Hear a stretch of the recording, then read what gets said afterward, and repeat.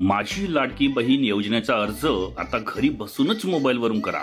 हे आहे अधिकृत ॲप्स आणि असा करावा लागेल तुम्हाला अर्ज.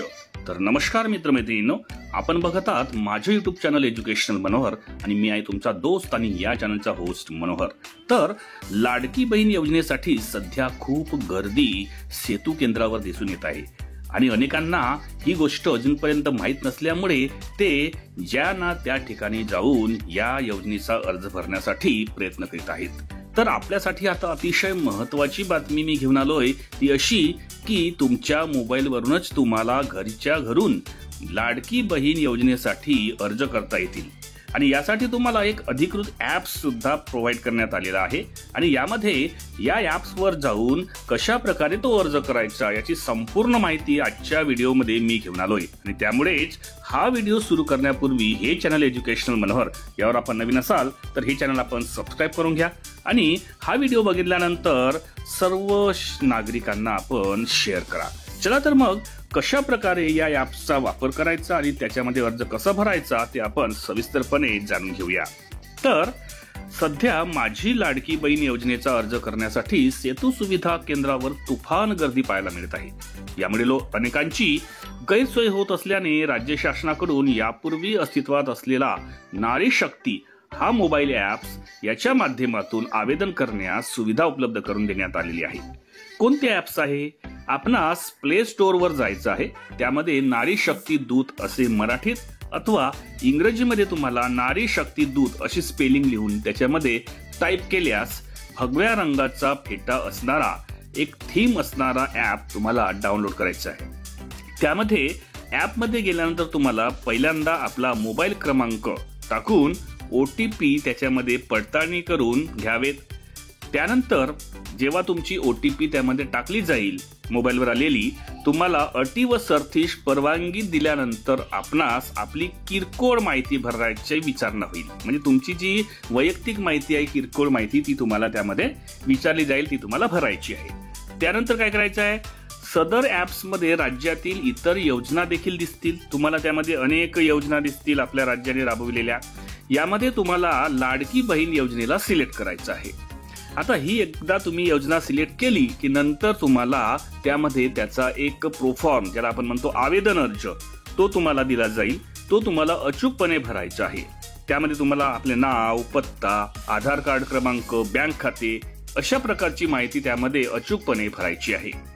अर्ज भरण्याच्या नंतर खाली तुम्हाला एक पुन्हा ऑप्शन येईल, अपलोड करणे. कशाची? कागदपत्रे तुम्हाला अपलोड त्यासाठी करण्यासाठी अपलोड करण्याचा एक ऑप्शन येईल. यामध्ये तुम्हाला आधार कार्ड, अधिवास प्रमाणपत्र, जर ते नसेल तर जन्म प्रमाणपत्र, तर नसेल तर शाळा सोडल्याचा दाखला, त्यानंतर उत्पन्नाचं प्रमाणपत्र नसेल तर पिवळे अथवा केशरी रेशन कार्ड, अर्जदाराने एक द्यावयाचे एक हमीपत्र आहे. ही कागदपत्रे तुम्हाला अनिवार्य म्हणजेच आवश्यक असणार आहेत. याशिवाय काही पर्याय सुद्धा त्यामध्ये देण्यात आलेले आहेत. ते असतील बँकेचं पासबुक. जर महिलेचा जन्म दुसऱ्या राज्यात असेल तर अशा वेळी तिच्या पतीची कागदपत्रे, ही 2 कागदपत्रे ऐच्छिक आहेत, आवश्यकतानुसार असणार आहेत. ठीक आहे. तर ही सर्व कागदपत्रे तुम्हाला काय करायची आहेत, त्यामध्ये खाली जो अपलोडचा ऑप्शन येईल तिथे तुम्हाला त्यांच्या फोटोज काय करायचे आहेत, अपलोड करायचे आहेत मोबाईलमध्ये घेतलेल्या. ठीक आहे. सविस्तर अर्ज भरल्याच्या नंतर सर्व कागदपत्रे अपलोड केल्याच्या नंतर शेवटी ऍक्सेप्ट, ठीक आहे, ऍक्सेप्ट डिस्क्लेमर यावर तुम्हाला काय करायचं आहे, क्लिक करायचं आहे आणि त्यामध्ये तुम्हाला स्वीकारा हे ऑप्शन म्हणजे ऍक्सेप्ट हे ऑप्शन तुम्हाला काय करायचं आहे, क्लिक करायचं आहे. त्यानंतर तुम्हाला माहिती काय करायची आहे, जतन करायची आहे म्हणजे सेव्ह करायची आहे. ठीक आहे. त्या ठिकाणी जतन किंवा सेव्ह असं तुम्हाला लिहून येईल, त्यावर तुम्हाला क्लिक करायचं आहे.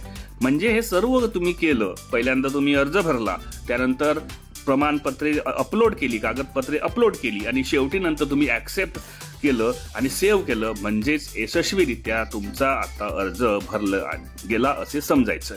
ठीक आहे. याकरिता तुम्हाला कोणत्याही सेतू केंद्रावर द्यायची आवश्यकता राहणार नाही. म्हणजे अशा पद्धतीने जर तुम्ही तुमचा अर्ज तुमच्या मोबाईलवरच भरला तर नक्कीच तुमच्या घरी 21 ते 65 वर्ष या वयोगटातील असलेली जी कोणती बहीण असेल किंवा जी ती स्त्री असेल त्या स्त्रीला 1500 रुपये दर महिन्याला जुलै महिन्यापासून मिळणार हे नक्की.